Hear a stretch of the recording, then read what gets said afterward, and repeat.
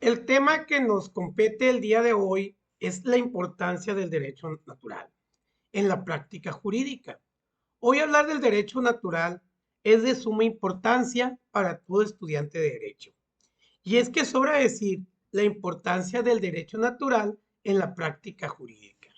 Y es que para que alguien que conozca un poco de historia del derecho occidental moderno, resulta innegable la gran influencia que ha ejercido en la evolución de tal disciplina las diversas teorías del derecho natural, ya que las ideas que sirvieron de base a la legislación de los siglos XVIII y XIX en el derecho constitucional, civil y penal se inspiraron profundamente en las teorías del derecho natural de la época moderna. Claros ejemplos los encontramos en la división de poderes de las declaraciones de los derechos humanos y el principio de representación. Son principios originados en las teorías del derecho natural y que hoy en día han llegado a formar parte fundamental del derecho constitucional moderno. Es de suma importancia mencionar cómo el derecho natural ha servido de fundamento del contenido del derecho positivo. Es el informe preliminar de la comisión redactora del Código Napoleón.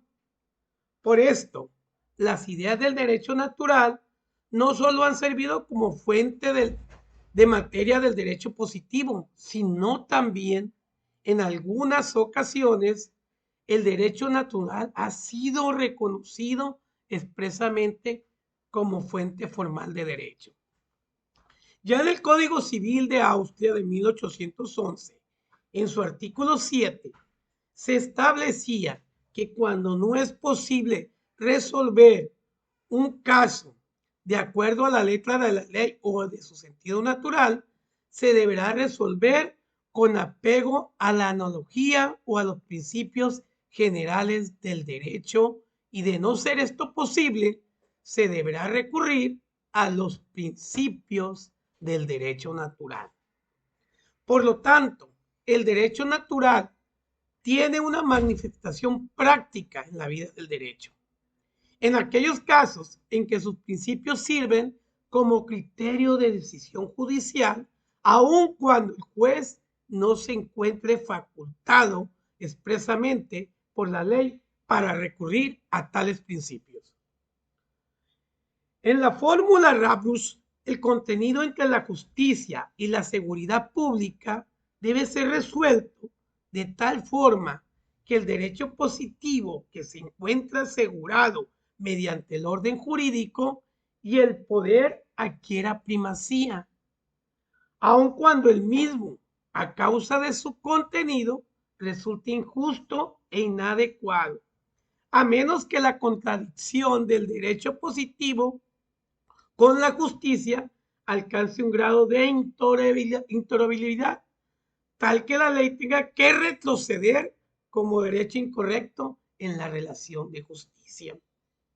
Radboud definió, por lo tanto, a estas leyes que por su contenido son derecho incorrecto y que por ello sirven como instrumento de la injusticia con un ilícito legal.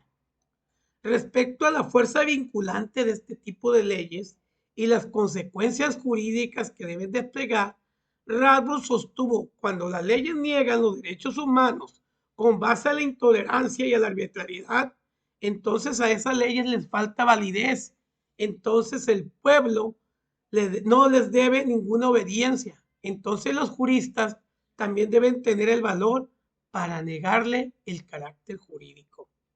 En resumidas cuentas, el carácter jurídico le falta a todas aquellas leyes que tratan al hombre como menos que un ser humano. La aplicación de la fórmula RAP exige que el juez, solo en casos excepcionales, habrá de dar preferencia a los principios del derecho natural sobre las reglas del derecho positivo. En México, a diferencia de otros países, los tribunales han sido extremadamente resistentes para aceptar la aplicación.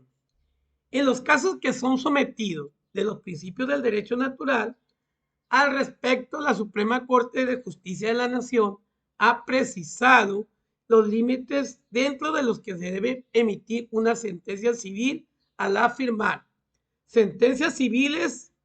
Las sentencias que se pronuncian en los juicios civiles deben ser conformadas a la letra o a la interpretación que sean, no pueden tomarse en cuanto con violación de los preceptos legales sin atentar contra las garantías establecidas en el artículo 14 constitucional.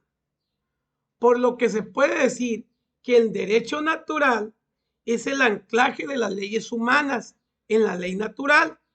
Es el horizonte en virtud el cual el legislador debe determinar la aprobación de normas en cumplimiento de su misión de servir al bien común. Al hacerlo así, honra la ley natural inherente a la humanidad del hombre.